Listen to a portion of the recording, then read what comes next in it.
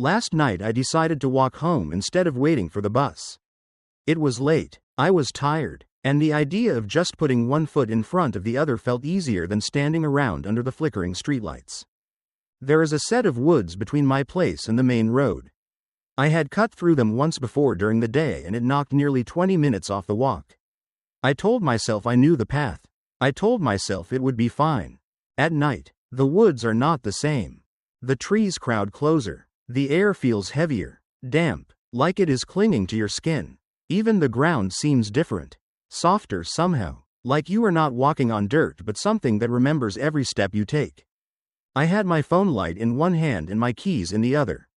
I walked quickly, eyes locked on the narrow trail. The usual night noises felt distant, muffled. No owls, no foxes, not even the rustle of leaves. Just me and the crunch of my shoes. That was when I noticed something strange. Every so often I glanced behind me. Normal habit, but each time, I saw my shadow on the path, which should have been impossible. I froze and turned in a slow circle. The canopy blocked the moon. There were no street lamps, no houses, no passing cars, nothing that could have cast a shadow that sharp. And yet there it was, long and stretched across the ground. Mine. I thought maybe my phone light was stronger than I realized. So I switched it off.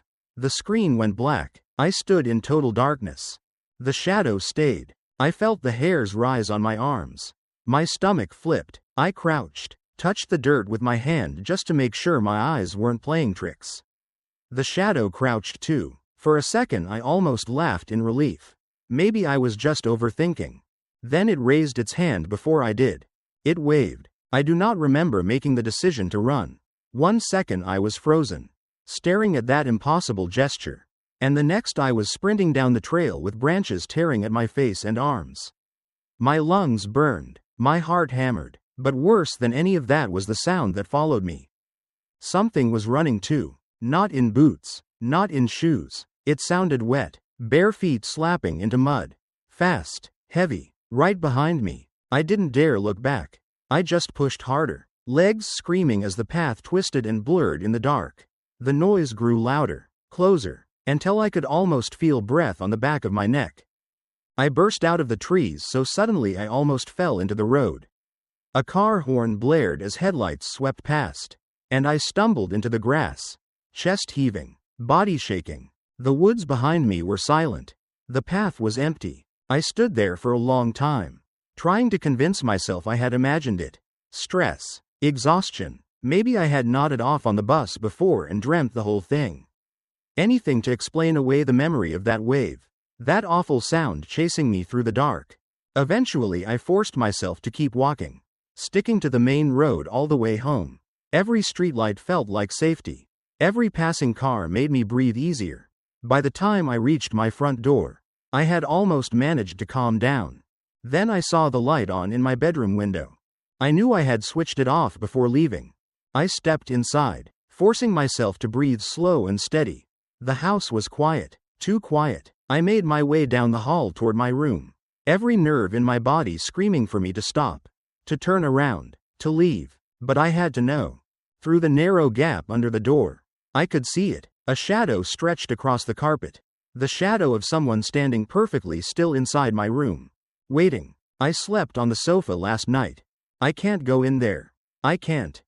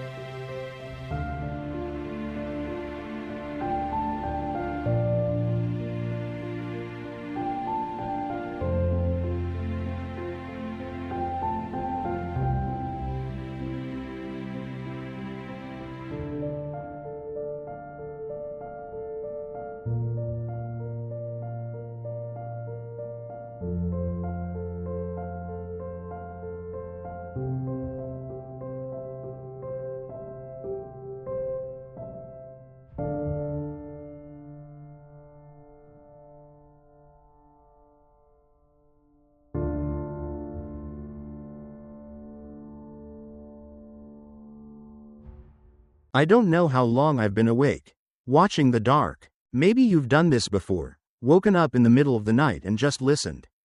At first it's nothing but the hum of your own breath, maybe the tick of a clock or the settling of wood. But if you stay awake long enough, you start to hear other things. Little things. Things you can't quite place. That's how it started for me. I live alone, in a small upstairs apartment in a house that's nearly a century old. Hardwood floors, thin plaster walls, and a draft that rattles the windows whenever the wind picks up. It creaks and pops like old bones. But the landlord was nice and the rent was cheap. The first night I remember something felt wrong was in late October. I'd left my bedroom window cracked open, and in the middle of the night, I woke to the sound of my closet door creaking. Just a little groan of wood on its hinges. Half asleep, I mumbled something to myself, rolled over, and yanked the blanket tighter. But the sound didn't stop. It didn't swing wide open, either. It just rocked, like someone inside was gently nudging it, over and over. When I finally sat up, the room was dark except for the soft orange glow from the street lamp outside. My closet door was open maybe 2 inches. Just a sliver. I don't remember leaving it like that, but I convinced myself I must have. I got up, shut it, and went back to sleep. The next morning, though, a strange detail bothered me. As I was getting dressed, I pushed my closet door shut and noticed the latch didn't catch. The little metal hook was slightly bent, like it had been forced. I told myself I'd fix it later. This happened again and again for the next couple nights. I'd lay down to go to bed, and in the middle of the night the closet door would just start rocking back and forth. I finally had enough and put a chair in front of it and went back to bed. But the next night, it happened again. I woke at 2:47 a.m. The numbers seared into my brain from the glowing red alarm clock, and the closet was open. Not wide, just a few inches, like before, but the chair had been moved to the other corner of my room. This time, I didn't get up. I lay there frozen, staring into that slice of blackness between the door and the frame. My heart was hammering so hard I swore I could hear it echo in my skull. And then, I heard it, a breath, long, low, drawn out, coming from the dark inside. I yanked the covers over my head like a terrified child and stayed that way until the morning sun bled through the curtains.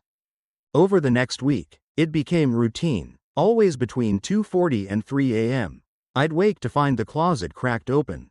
Sometimes more, sometimes less. Once, it was nearly halfway open, and I swear I saw something shift inside, like fabric moving. Though there were no clothes hanging where I saw the motion. I started avoiding my room after dark. I'd fall asleep on the couch with the TV playing old sitcoms and wake up with a stiff neck and the sun already rising. But eventually, exhaustion won, and I found myself back in that bed, staring at the closet night after night. That's when the dreams started. At first, they were vague, just the feeling of being watched. I'd dream of lying in bed, staring at the closet, only to wake and find I was already doing that in real life. One dream bled into the next until I wasn't sure where sleep ended and waking began. And then one night, I dreamt I was standing inside the closet.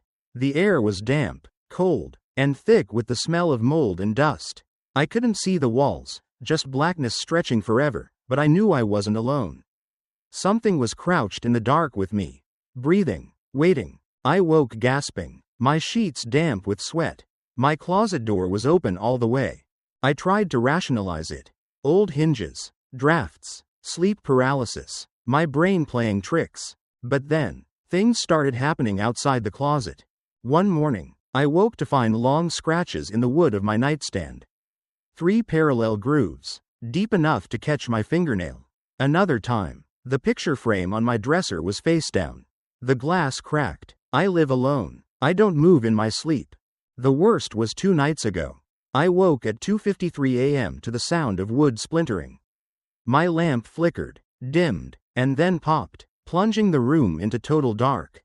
And in that suffocating silence, I heard the unmistakable sound of bare feet slapping across the floor. Not inside the closet, not in the hall, in my room. I didn't move, I didn't breathe, and then, right by my bed, inches from my face, I heard it, whispering, not words I could understand. Just a hushed, wet, rasping whisper, Like syllables chewed and spat out. My skin went ice cold. My muscles locked. And for the first time in my life, I prayed out loud. And it stopped. Yesterday, I went for a walk to clear my head and noticed the bulb in the street lamp out front of my house is shattered. I called my landlord. He swore no one had keys but him. I begged him to check the walls, the closet, the floorboards, anything. He humored me, probably just to shut me up. And looked. Nothing. No signs of animals. No signs of entry. Last night, I set up my phone to record while I slept.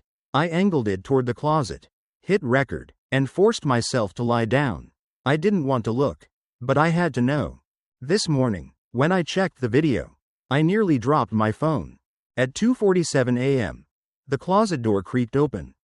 Slowly, like wood protesting against being touched by something that wasn't supposed to exist in this world. For a moment, nothing. Just the kind of black that swallows everything whole.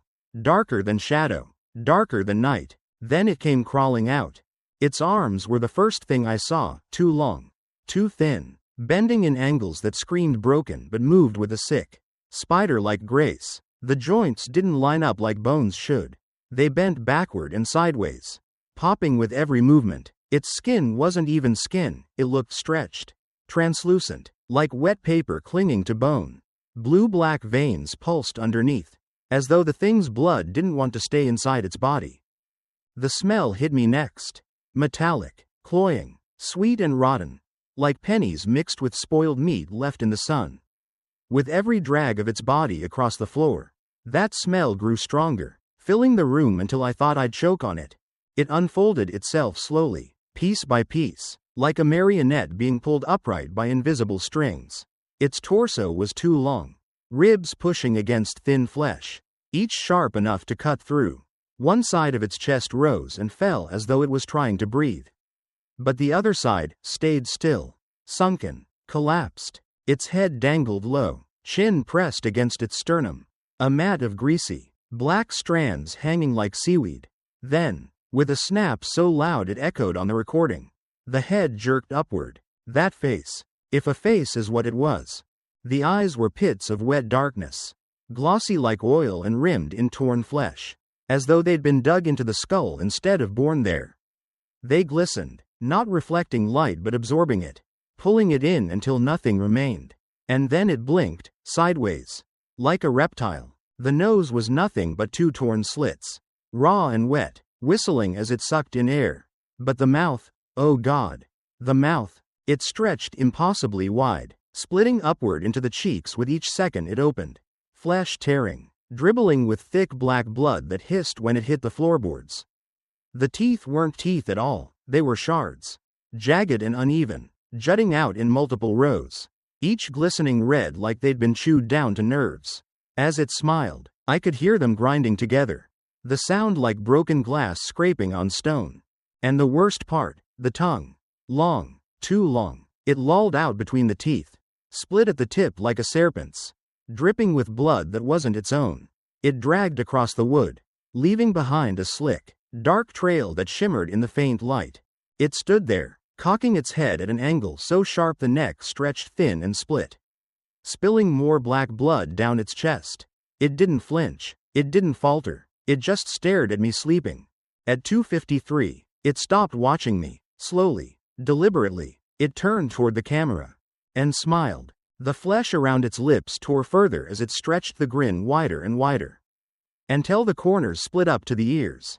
Blood welled and poured down its jaw, thick drops spattering onto the floor. Something twitched inside its throat, something moving, writhing, as though another mouth was trying to push its way out. Then the screen went black. I shot awake to the blaring of my alarm clock, heart racing, lungs burning like I'd been holding my breath. My hand fumbled for the snooze button, and I froze. The glowing red numbers burned into my eyes. 2:53 a.m. The alarm kept screaming. My skin prickled. My mouth went dry. I turned, slow as stone cracking, and there it was. The thing, crouched in the far corner of my room, bent low, arms folded like a grotesque insect preparing to leap. Its head tilted at that impossible angle. Those bottomless black eyes locked onto mine. That grin was still there, teeth glistening wet in the dark. blood still dripping steady onto my floorboards. And then it whispered. Not loud, not in words I could understand. Just a hiss of sound. Wet and broken, rattling out from a throat that shouldn't make noise at all. The kind of whisper you don't just hear, you feel it. Hot against your ear, crawling under your skin, seeping into your bones. The alarm was still going off. The numbers still frozen. 2:53 a.m. And the whispering hasn't stopped.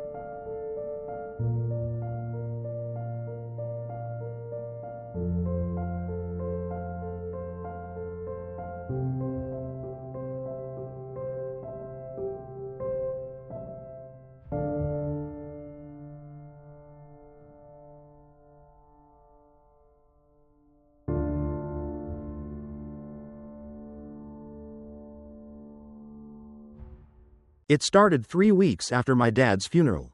My mom had been doing better. Cooking again. Even smiling sometimes. But that Tuesday evening at dinner, she looked different. Uneasy. "We need to talk," she said, her voice barely above a whisper. I was only 10 years old. But I can remember every word like it was carved into my brain. "Someone's been leaving things by our door," my mom told me and my brother. Her eyes fixed as if she was looking at something through the kitchen window. "What kind of things?" I asked, noting how her hands trembled slightly as she set down her fork. She hesitated, glancing at my younger brother Alex before answering. "At first, I thought it was trash. Maybe kids playing pranks. But this morning," she swallowed hard. "This morning I looked closer." The silence stretched until Alex couldn't stand it. "Mom, you're scaring us." There were objects arranged in what appeared to be a circle. Candles, shells that smelled like rotting seaweed even though we're nowhere near the ocean. And herbs. Dried herbs all around the thing. All connected by a thin line of salt. Her eyes never left the window as she spoke. Like she was watching for something. Or someone. "Why would anyone?" I started. "It's brujeria," she cut me off, the word falling from her lips like a stone into still water. I didn't know what that meant then. I wish I still didn't. My brother and I exchanged glances. We'd never seen our mother afraid before. Not during Dad's illness, not at his funeral, but now, her face had the hollow look of prey that knows it's being hunted. That was the first night I couldn't sleep. It wouldn't be the last. That night, Alex and I lay in our beds, pretending to sleep. We were waiting until Mom would fall asleep so that we could go out and see who was doing this. At 2:47 a.m., I know because I checked my glow-in-the-dark watch. We crept toward the front door. The floorboards seemed louder in the darkness, each creak a gunshot in the silence. My heart hammered so hard I was sure it would wake Mom. Through the glass panel of our door, the streetlight cast everything in faint yellow shadows. Something was at our doorstep. That thing was crouched. At first, my brain tried to make it normal. It seemed as if it was someone tying their shoe. But the shape was wrong. The proportions were wrong. Everything about it was wrong. Then it stood up. It unfolded like a praying mantis, joints bending in ways that made my stomach turn. It kept rising until it was impossibly tall, its head level with our tall windows. In the dim light, I couldn't make out features, just the vague impression of rags or old skin hanging from its frame. Then it turned toward us, and 2 points of red light blazed where eyes should have been. Alex's scream shattered the silence. I slapped my hand over his mouth, but it was too late. The thing outside wasn't there anymore. Not like it ran away. Like it had never existed at all. Mom's footsteps thundered down the hall. "What are you boys doing?" We couldn't answer. We just pointed at the door with shaking fingers. She looked through the glass, then back at us. "There's nothing there." But when she said it, her voice cracked, and I noticed she didn't open the door to check. I didn't sleep for the rest of the night. Neither did Alex. We lay in the dark, listening to every sound. The settling of the house became footsteps. The wind became whispers, and every car passing by made us hold our breath until the headlights faded. For 3 days, nothing happened. No circles, no visitors, just an oppressive quiet that felt like the world was holding its breath. Mom stopped pretending everything was fine. She moved us all into her room, as if we were all safe if we were to stay together. On the 4th night, Alex and I were playing Crash Bandicoot, trying to pretend things were normal. The familiar sounds of the game almost made me forget, until the room temperature plummeted between one breath and the next. "Turn off the AC," Alex said, his breath now visible in the sudden cold. "It's not on," I whispered. The air grew thick, viscous, like trying to breathe underwater. The game on the TV started to static, the cheerful music warping into something that hurt to hear. Then the screen went black, and in the reflection, I saw them, 2 figures standing behind our beds. I tried to scream, but my lungs wouldn't work. An impossible weight pressed down on my chest. Through the paralysis, I felt something touch my face. Bony fingers. The hairy long fingers covered my mouth, as if they were trying to cover up my screams. Those red eyes hovered inches from mine, and this time, I could see what was behind them. Not a face, just a hollow darkness that seemed to go on forever, like looking into an empty skull that held the night sky. The pressure released all at once. I gasped, gulping air, just as Mom burst through the door and flipped on the lights. Alex was sitting in the corner, facing the wall, completely still. "Alex?" I shouted. He turned slowly, mechanically. Blood trickled from his right nostril, and his eyes were blank, unfocused. When he spoke, his voice was flat, emotionless. "They were here. The witches. They came through the ceiling. One sat on Javier, the other one made me watch." "Watch what?" Mom asked, though by her expression, she already knew. "What's coming?" Alex said, smiling, but something else was wearing his face. "What you promised them. That's enough." My mother said, "You both come stay in my room. Tomorrow we'll have a priest come to this house to purify whatever is in here." Father Martinez arrived the next afternoon. He was an old friend of my mother's from church. In the end, it was a small town after all. A man who'd blessed hundreds of homes. But when he stepped through our door, something changed in his face. He walked through the house slowly, sprinkling holy water, murmuring prayers in Latin. When he reached our bedroom, he stopped. The temperature dropped. His hands began to shake. "How long has this been happening?" he asked my mother. "A few weeks," she replied. He shook his head slowly. "No, This is older, much older. He continued his blessing, but as he raised the crucifix in our room, it fell from his hands. When he bent to pick it up, I saw his face go pale. He approached my mom's ear and whispered, "Ya es muy tarde, it's too late." Father Martinez backed toward the door. "I'm sorry," he whispered. "They're already inside. They've been inside for." He looked at my mother with something like pity. Since before. He left without finishing the blessing. Weeks passed. The visits stopped. No more circles at the door. No more red eyes in the darkness. Mom said the priest must have helped after all. But I knew she was lying. I'd started noticing things. She no longer cast a shadow. She stood outside our rooms at night. I could see her feet under the door, standing perfectly still for hours. She'd been collecting our hair while we slept, keeping the strands in a small wooden box that smelled like earth and decay. Alex hadn't been the same since that night. He slept more and more, sometimes for entire days. Mom said he was just tired. Growing boys need their rest. But his skin was getting pale, almost translucent. I could see his veins turning dark beneath it. One night, I pretended to sleep when she came in. She stood over Alex's bed for a long time, then carefully cut a few strands of his hair with tiny scissors. She wrapped the hair in tissue and put it in the box with the others. Then she turned to me. She stood there for what felt like hours. Through my barely open eyes, I could see her face changing in the moonlight. One moment my mother's familiar features, the next something ancient and terrible. Finally, she leaned down close to my ear. "Soon," she whispered. "You're almost ready." That was 3 nights ago. Alex hasn't woken up since yesterday morning. Mom says he's just tired. But I can hear him breathing in a rhythm that doesn't sound human anymore. It sounds like 2 sets of lungs working together. She's been taking my hair now too. I pretend I don't notice. But I feel the cold metal of the scissors against my skin while I sleep. Alex just sat up in his bed. His eyes are open, but they're not his anymore. They're red. For the first time in weeks. I smile. "You made it," I whisper. And he grins back with teeth that are too sharp. Too many. Mom appears in the doorway. Her shadow finally returned, but it's the wrong shape entirely. "My boys," she says, and her voice holds such warmth, such love. Finally together. I realize I haven't been fighting this at all. I've been waiting for Alex to catch up. We're a family again.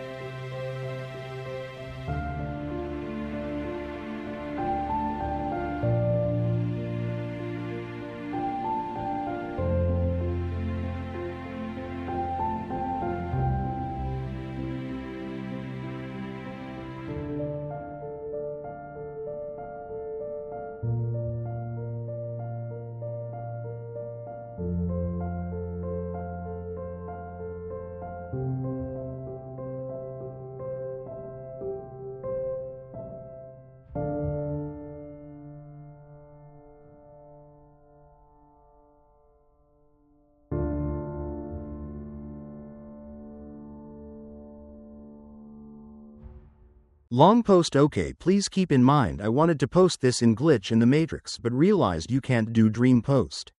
I'm still super shaken up about this, but I'm going to try to explain with as much detail as I can. My daughter is 6 months old and such a sweet happy girl. About 2 weeks ago we laid her down in her plush sheep pajamas and we gave her kisses good night. And sang I love you forever. We were watching the new Garfield movie as we drifted off. Well, at some point as my daughter was sleeping in her bedside bassinet, I woke up to her convulsing and struggling to breathe. It was around 2:30 in the morning. I remember letting out a scream that I don't think I'll ever forget. My husband woke up and we called for an ambulance. They said it would take 10 minutes. Well, we know that we are about 8 minutes from the hospital, so we buckled her up as quickly as possible and made it there in about half the time. When I went to pick her up out of her car seat, she was cold and had foam coming from her mouth. We rushed into the ER and they quickly took action and started working on her lifeless little body. A lot of events after this were a blur, but I remember them trying to save my daughter's life, and she did not make it. The time they called her death was approximately 3:17 a.m. I remember the car ride home. It was so silent and lonely. Even with my husband sitting right beside me, we couldn't turn the radio on, we couldn't talk. All we could do was sit silently and cry, hoping the nightmare would end. I remember the first few days at home alone. I didn't have my baby to take care of. I just slept all the time, hoping for some kind of escape, hoping to see my daughter again. Life kept going on. It kept going on without her. The only things I could do besides plan her funeral were necessary functions.